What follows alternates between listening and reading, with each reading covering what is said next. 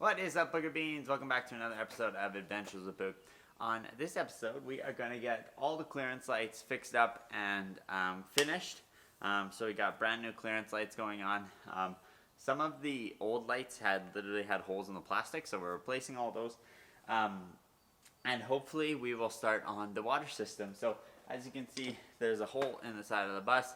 That was for the water spout that I previously bought, but it was honestly garbage. So I've gotten rid of that. We've ordered a new one.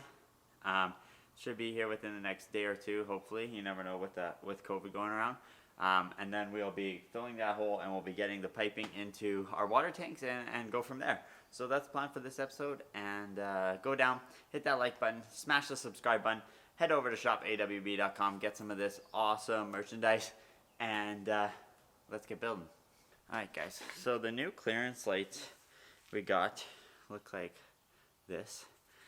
They're a fully sealed package, LED lights, so they should last basically the life of the bus. Should never have to replace them. But the screw holes on the sides here are actually smaller than the original. So we've had to change the type of screw to mount them, and because of that, the screw holes that are in the bus are the wrong size. So what we're going to do is we're going to put in some of these, I don't know what the heck these are called. Whatever this is called. Screw inserts, I guess. You put this, you make the hole in the metal, put it in there.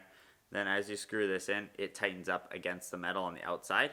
And then that gives the screw something to bite into rather than just barely sitting on the sheet metal. So that's what I'm going to do now. I put up those ones last night and they kind of worked. They're kind of tight, but they're not really squishing the foam to seal everything.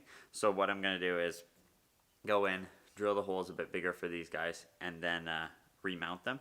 Then I'll go around and remove all the other lights and start wiring in these ones. We still have 4 more red lights coming from Greg's distributors. They should be here about 10 o'clock this morning, so then I'll get those in this afternoon, and we'll go from there. So we'll talk to you in a bit.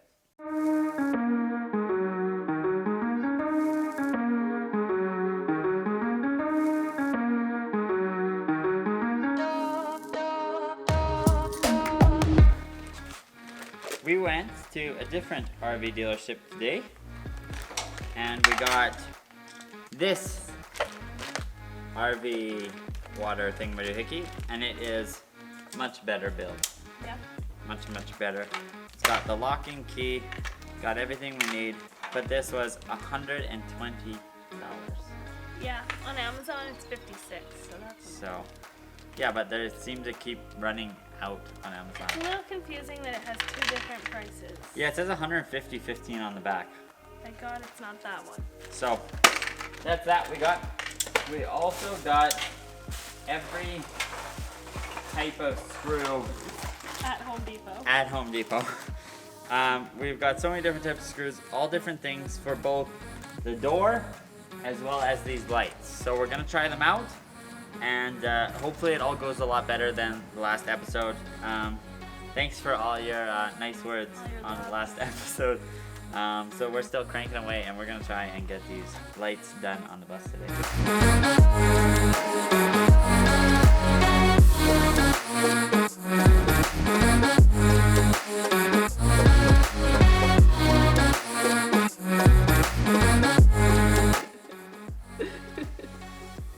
We got some screws.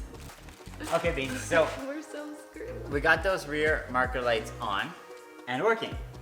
But Took a lot longer than expected. something weird is going on with the wiring, and we're gonna have to take it apart and do some looking, because for some reason when you put in this one fuse, all the lights go on And stay on. and stay on no matter what. Whether the ignition's on, whether the ignition's off, whether the light switch is on, whether the light switch, no matter what, they're always on. And if you take the fuse out, then the light switch works. So there's some sort of like weird electrical bypass going on that's not good. So we need to take a look at that. And also we found 3 blown fuses, so I think that's probably because of that situation. Maybe. But now we're gonna do some work on the door. So the door has been a real pain in the butt. It's a lot easier if you leave it as a bus door, but it's a lot uglier, so here we are. Yeah, for some reason it just, we can't get screws that drill into steel. Like, we got ones that work, but they're the wrong type. Like, we can't get a tapered head that drills into steel. I don't know why these don't exist. Like, you would think it's a regular screw. Like, when else in your life have you used that? Like 50 times on this bus. So, yeah. So we got some self-drilling 10-bys. And we also got some machine screws that these won't work by themselves, but I might be able to tap the steel on the door and then put these in. So yeah, I don't know what's gonna happen. We're gonna try it on the door. If it works, great. If not, we're just gonna rip the door off and not have a door on the bus, I think. Actually, yeah, we don't have an option. Like, the door that was on the bus is at the dump, so Yeah. we can't put it back. Nope. We gotta get this door to work. So yeah, we'll get plugging along here. Let's get to it. We're falling out, we have reached disaster. Don't know where we're gonna be after. And we do it all again and again and again and again. Again and again and again and again. Today we have a full day to work on the bus. I'm gonna try to be super patient and relaxed the entire day. That being said, Aspen's already really frustrating me. She's just whining all day, but whatever. What we're gonna start with is we are going to install our water box. So this is a new box that we got. Like I said, this is not a cheap box at all. But it is a locking box, so it's got a key, locks the box shut. This one also, on the inside here, has a cap for the water connection, which is nice. It's a little tight on there because it's brand new, but it does have a water cap for the connection, so that's that. And it also has a city water fill here, so you can actually hook it right up to shore water if you're at a campground or at a place that has that option. And then we don't have to use the water pump inside the trailer. We can just use the city pressure, and that will save us a little bit on battery or whatever. But that being said, if we probably have water, we probably have power too, so not a big deal. Yeah, that's the little box.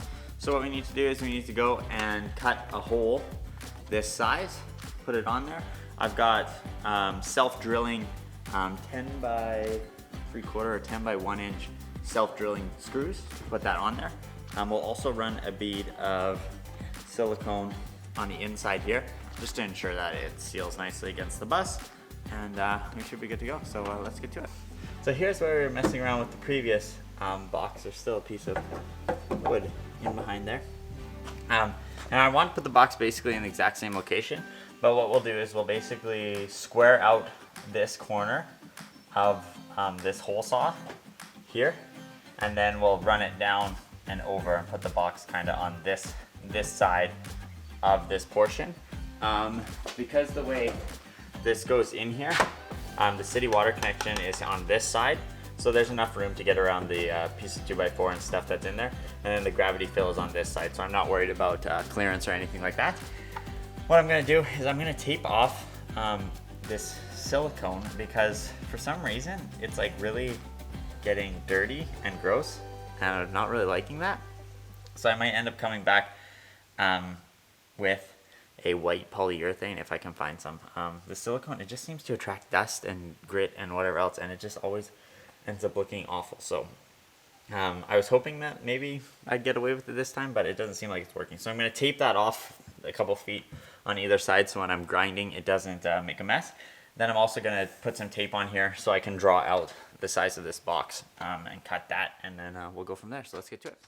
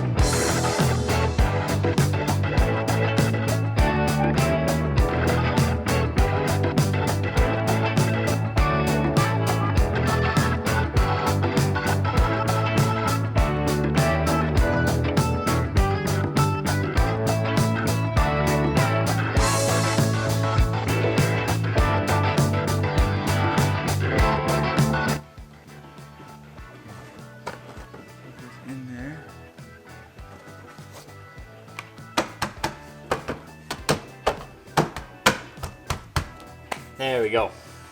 In there. Perfect. So now we can rip off all the tape, and then we can, oh, she's really in there. And then we can seal it and whatever else.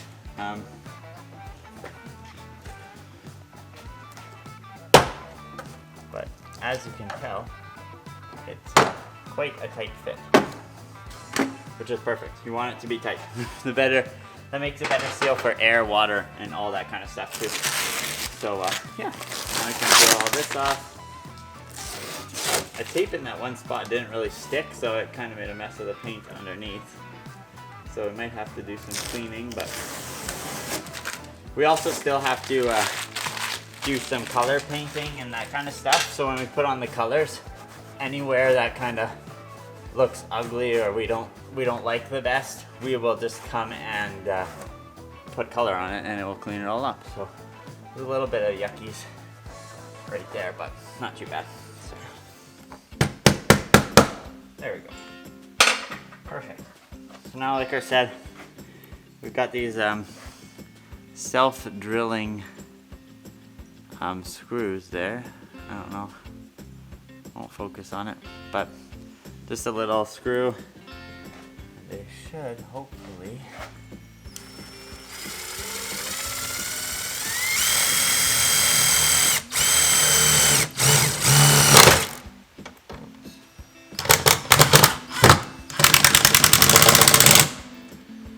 went on a bit of an angle, but if you're gonna do this, I would use maybe a tapered screw instead of the panhead screw. The panhead screw seems to get a little bit in the way of the door, so I had to take this deburring tool and just make a little notch in the plastic of the door where the screws were bumping into it, just so that it can go past there, and then it goes past, and you just gotta kind of give it a little squish, lock it up. It's good to go, just like that. So yeah, that's done. Now the next thing we have to tackle is the door frame on the bus. So that guy's been a pain in the butt in the last little while, and yeah, we're gonna try and deal with it today and try and get it done, and hopefully it all works out. So yeah, let's get to it. All right, so we're in the door frame of the bus, and it is not seeming to fit in there very well at all. I had lots of issues trying to put it back in, and before we kind of just had it in temporary, and I think because we were using smaller screws when it was in there temporarily, the hinges weren't really centered, and it was allowing the door to move up and down as the door was installed. So because of that, we've had issues now trying to put it in and finish putting it in. So what I'm gonna do, this is the plan I have right now. We figured out a nice, precise, clean way to put in machine screws with a tap-in die, and they're nice and tight, and they hold into the steel really well. So what I'm going to do is I'm going to go take the door off, take out all the screws, all the stuff that's on there.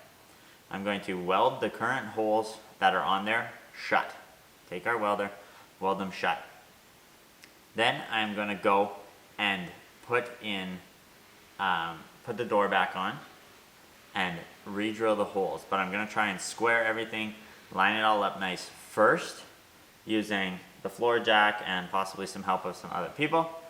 Line it all up nice first, make sure it closes, and then we'll do the rest of the holes with the machine screws where we tap the hole, or we drill the hole, we tap the hole, and then put the machine screw in nice and tight. I'm also going to take because right now we have shims in the door to try and just square it up. We need a bit more on the bottom, it looks like. So I'm going to take and take those shims, and I'm actually going to weld the shims into the door frame to allow us to have that door be square and tight. So that's the plan. It's going to be a lot of work, but I think it's the best way to get this done. So let's get to work.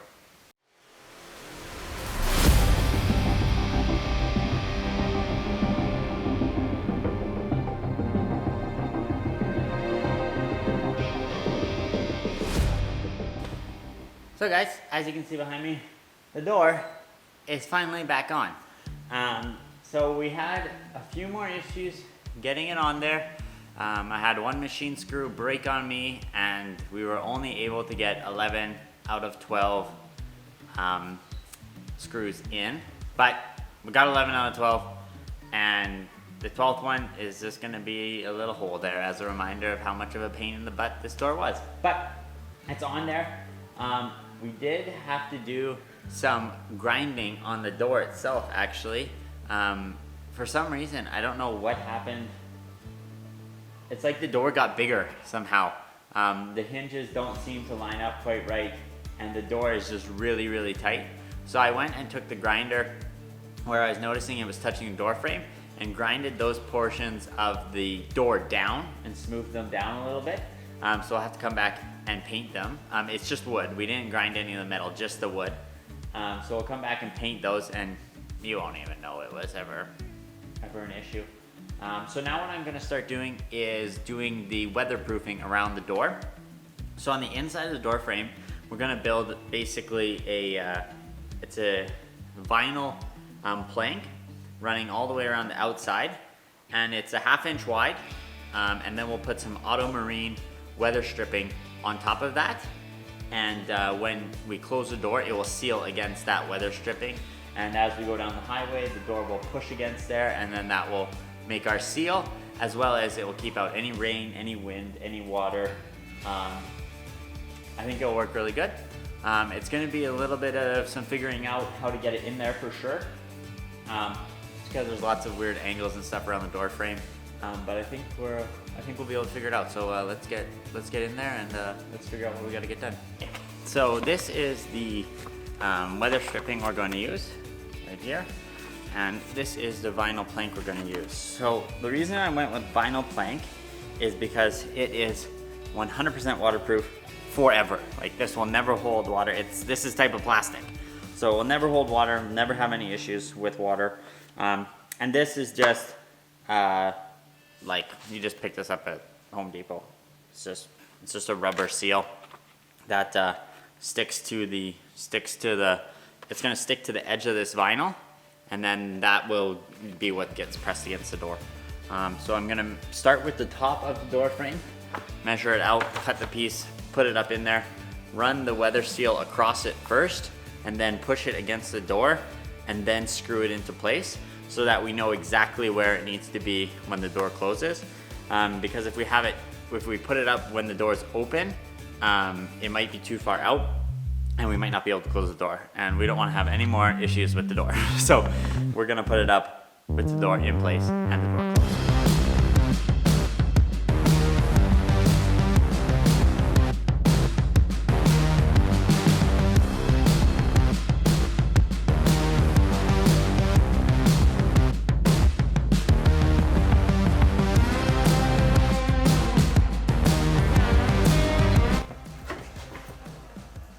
So I've got the top and the side trim as well as the weather stripping in place. So I still have to do the very front side with the hinges and the bottom. The bottom threshold, we have a piece of like aluminum that has like a seal on it that we'll be putting on the bottom as well. But we can't really put that in until we figure out what we're doing with the flooring and whatever else in the staircase. So if you guys have an idea on what we should do in the flooring and staircase, leave it down in the comments below. Let us know. We don't want to use the laminate because laminate's not the best with water. So, you know, muddy shoes, muddy feet coming in, they're probably gonna have wet every now and again, so you don't want to have laminate there. We've thought about tile. We're worried about it possibly breaking. So yeah, we don't know. But if you know of something that will work great, leave it down in the comments below. That's gonna be it for today. So we'll see what I get done tomorrow. So I'm hoping tomorrow we'll get that side done and go from there. So yeah, thanks for watching, and stay tuned to see what else we get up to. Alright guys, so we have got the door trim basically all the way done, and the door right now is fully weather sealed.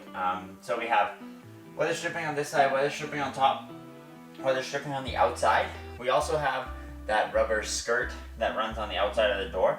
So right now, I'd say it's about 90% weatherproof. The only one that we still have to finish is a threshold on the door, but on the bottom of the door, but that won't happen until we put in the stairs, whatever we're gonna do with the stairs.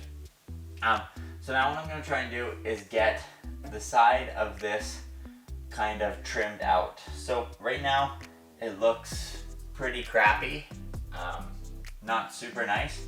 So I am going to try and clean it up by putting a piece of the vinyl trim over top of the edge so it sticks out a little bit. It'll clean up, cover up all the hinges, cover up all this yucky steel and all that kind of stuff that's there. And if that doesn't work, I might try and do it with a piece of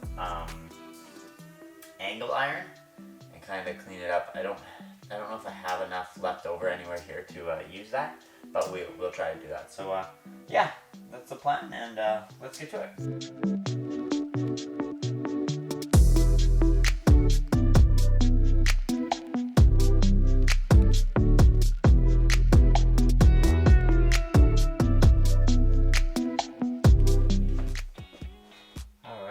So there we go. We got her all fitted in there, trimmed right down. So now currently there is no weather stripping on the back side of that piece of trim because the stuff I have is too thick. So I'm gonna get some stuff that's a little bit thinner.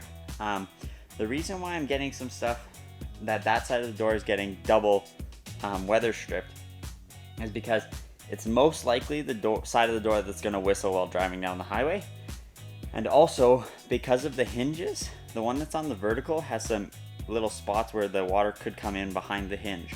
So I'm gonna put that threshold there, or that weather stripping there, just to ensure that if any water does come through there, it can drop down and go to the bottom threshold and then flow out the bottom of the door. But yeah, that's where it is. It looks really good. Door's all trimmed out. We'll take some, probably some white caulking or white silicone or something, and fill all the screw holes so you won't see any of those screw holes. And yeah, that's it for this episode, guys. I hope you enjoyed it. If you do, go down, hit that like button, smash the subscribe button. We're just about at 450 subscribers. Once we get to 500 subscribers, we are gonna do a Adventures with Boog merch giveaway. So get us there, and we'll do that giveaway. Also, if we reach 500 by the end of August, I'm gonna shave my head on one of our Adventures with Boog lives. So thanks for watching, guys, and if you have any questions, comments, or concerns, leave them in the comments below. And as always, guys, thanks for watching and have a great night.